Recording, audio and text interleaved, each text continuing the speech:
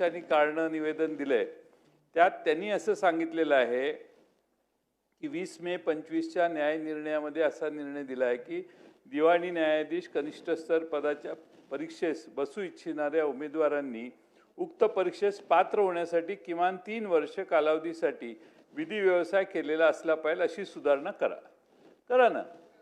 55% काढायचं काय गरजच नाही। त्यामुळे नाही द्या, माझं होऊ दे, माझ्या नंतरच द्या तुम्ही।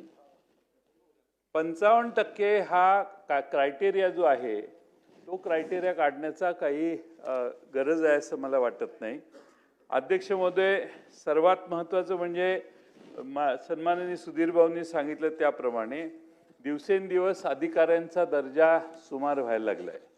अधिकारी होयबा व्हायला लागलेत। अधिकारी मंत्री महोदयांना नियम सांगायलाही घाबरायला लागलेत आणि मंत्र्यांच्या विरोधी बोलणं हे अवघड आहे असं साधारणपणे सुमार एकेकाळी या महाराष्ट्रात अशी परिस्थिती होती की IAS अधिकारी अपराईटली सांगायचे हे करता येणार नाही, हे मी करणार नाही, अशी परिस्थिती होती।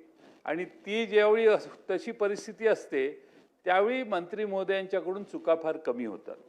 आणि त्यामुळं माझी विनंती आहे, तुम्ही उच्च विद्याभूषित असाल आणि आहात असं माझं ठाम मत आहे।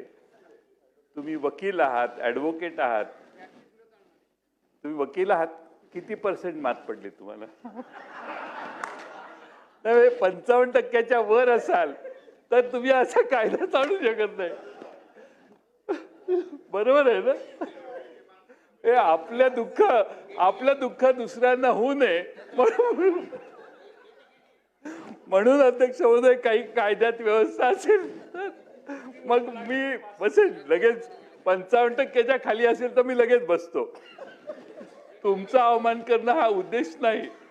पण अध्यक्ष महोदय, या महाराष्ट्रामध्ये आपण ज्यावेळी परीक्षा देतो त्यावेळी सगळ्यात गुणवानाला पहिली प्रायोरिटी मिळाली पाहिजे। आणि त्यामुळं शक्यतो आता परीक्षा होताना मुनगंटीवार साहेबांनी सांगितलं परीक्षेतही काय काय होतं ते सगळं करून त्यातनं जो वर येतोय त्याला पुन्हा रिलीफ देणं हे योग्य नाही।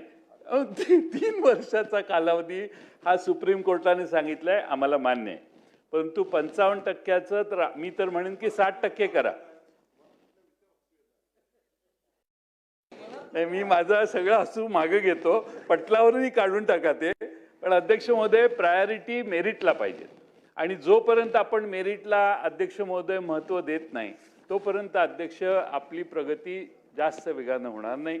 आणि म्हणून या दर्जाचे अधिकारी जिथं आपण नेमणार आहात त्या सर्व चॅरिटी कमिशनच्या सार्वजनिक धार्मिक धर्मादाय विश्वस्त व्यवस्था ज्यांच्या हातात आपण देणार आहे त्यांना जास्त कॉम्पिटिटिव्ह एन्व्हायरमेंटमधून आलेलं पाहिजेत, ते अधिक क्लीन पाहिजेत, त्यांना मेरिट पाहिजे।